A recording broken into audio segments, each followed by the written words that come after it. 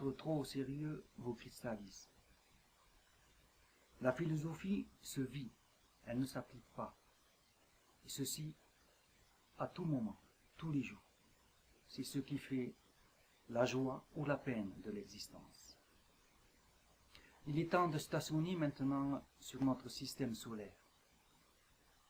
Ce dernier se distingue par deux sortes de planètes. L'une, les planètes telluriques, l'autre, les planètes joviennes.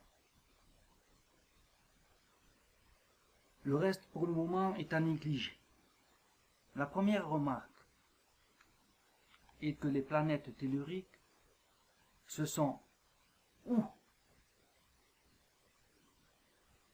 refroidies plus vite alors que le Soleil était une étoile compacte, dans le sens que son rayon était moindre, ou les planètes joviennes sont plus jeunes.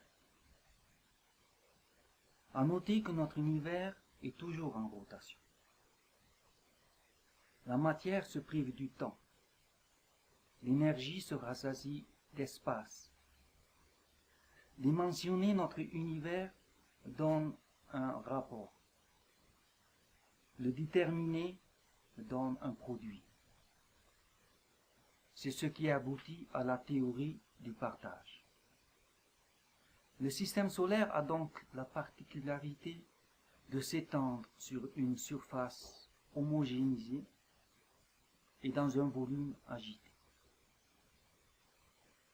Une étoile qui consomme si vite son énergie et qui, dans sa nucléosynthèse, arrive au stade du fer, se désintègre en aspergeant son environnement de ce fer qui sera capté notamment par la protoplanète qui s'appelle la Terre. Les expressions qui déterminent donc ces deux sortes de planètes sont issues de ce défaut d'énergie qui a permis à cet univers de se mouvoir et d'être observé tel qu'il était il y a X temps.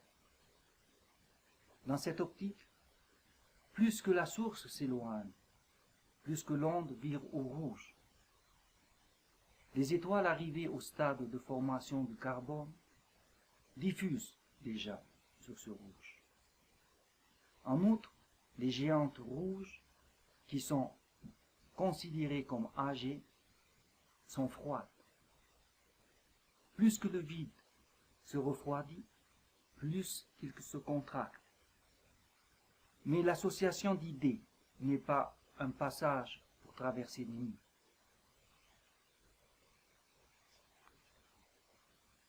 Un signal électromagnétique qui se véhicule par un photon est un signal détectable.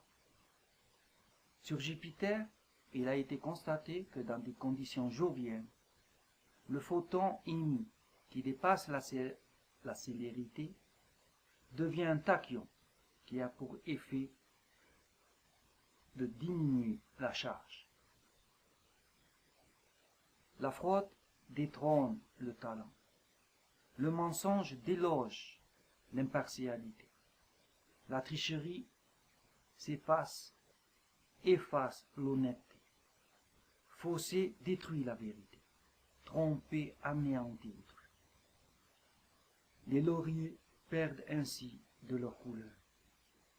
Le silence est le compagnon du voyageur. Perdre une main pour un vol matérialiste n'est pas pour une vie existentialiste. Perdre pied pour un vol spirituel n'est pas pour une vie, une existence virtuelle. Perdre la face devant son moi, c'est partir à la dérive. Perdre la tête devant soi, c'est demeurer près des rives. La seconde semble négligeable, et pourtant l'univers observé se compte en yoctosecondes, et le temps ne fait pas de crédit. calculer vite, plus vite, toujours plus vite, et encore plus vite, pour mettre à bout ce temps. L'éclipse humaine ne peut se réaliser car les humains sont sur des orbites différentes. Les étoiles sont des contes, les constellations sont des légendes, et l'univers est un livre si merveilleux et si fantastique qu'il enchante les cœurs. Les hommes sont d'interminables phrases, les continents sont la population, les mers et les océans en sont les guillaumes. Une route, une piste, un chemin en sont les lignes. Les logis, les tours, les refuges en sont des points. Les hameaux, les villages, les villes en sont des points d'exclamation. Les pays en sont des parenthèses. La planète bleue est un point d'interrogation exclamatif. Une boucle vous fige, une spirale vous frise.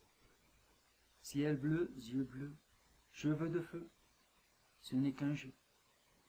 Les petits hommes verts et les grands hommes bleus sont des panoramas en arc-en-ciel. L'expansion des flashs sur des nuages font tic-tac, tic-tac, toc, toc, toc, toc. C'est un micmac, une bulle qui pétille, des mots de poussière, une grappe de muguet, des aubépines.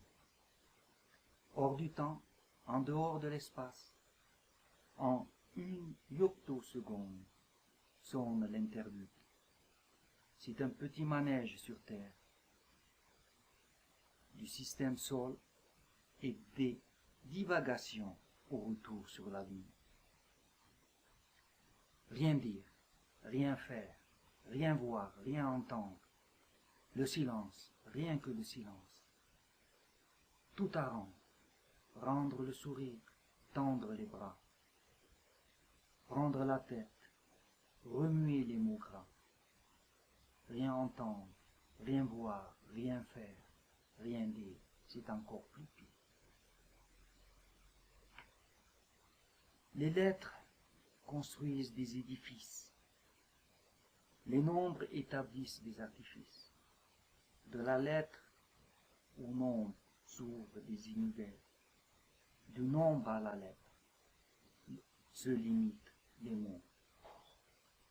Je vous remercie pour votre attention.